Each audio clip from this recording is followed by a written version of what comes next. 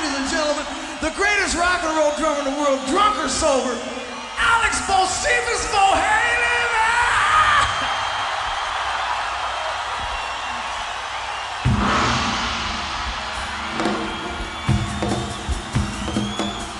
Alex Van Halen is one of the most legendary and influential rock drummers of all time.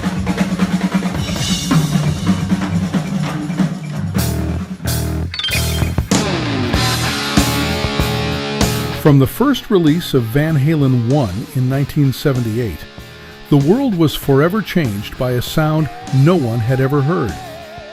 Everybody loves Eddie Van Halen's guitar tone, nicknamed the Brown Sound. But behind the kit sits his brother Alex, and he made his own mark on the Mount Rushmore of rock drummers. Alex Van Halen, ridiculously underrated drummer. Everybody was so blown away by Eddie. Meanwhile, Alex Van Halen's phrasing, his drum parts, his sound to make it sound like a fast car idling. He makes odd and complex drumming appear effortless on the surface. But trying to capture the magic of Alex's performance is a challenge. I took it upon myself to try and recreate the Alex Van Halen snare drum sound. In the world of rock and roll, it is one of the most sought-after drum sounds in music history. What's your favourite snare drum sound?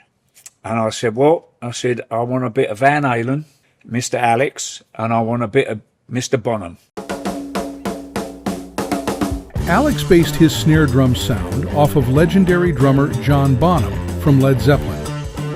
Countless drummers chase Bonham's tone, similar to how I am chasing Alex's tone.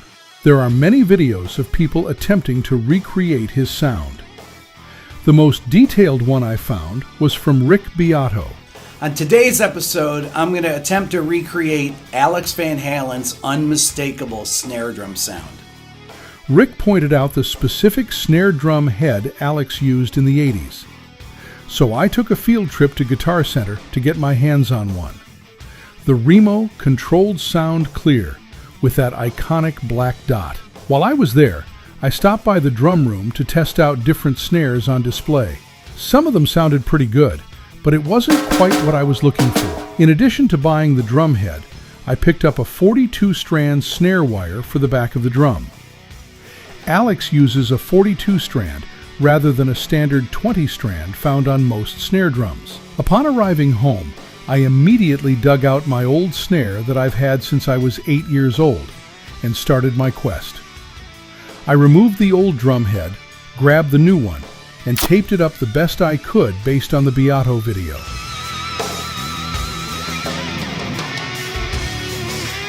On the back, I attached the new snare wires and started the reassembling process. I tuned it up to the best of my abilities and tested it. No surprise, it was far from perfection, so I did some more digging. Alex uses a Ludwig supraphonic snare drum with die-cast hoops, which lends to a drier tone. I don't have Ludwig, and I don't have a die-cast hoop, so that puts me at a slight disadvantage. After 6 records, we finally got close to how I thought the drum should sound. Now, there are a lot of people who love the sound from the previous records, and I do not hate the sound or dislike it, but it was the process of how to get there that made it very unique. And so what record would that be?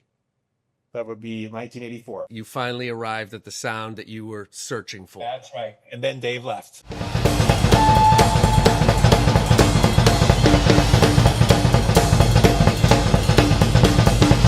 The most important element to Alex's drum tone has very little to do with special gear or magical tuning.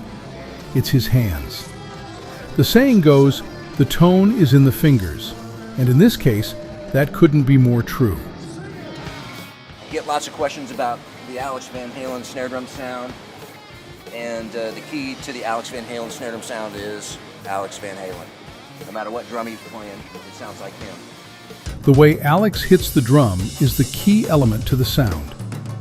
He commonly uses a technique called a rim shot, where the stick hits the side of the snare and the drum head at the same time, creating a pop-like sound for a crisp hit. I demonstrated this technique as best I could in my cover of I'll Wait.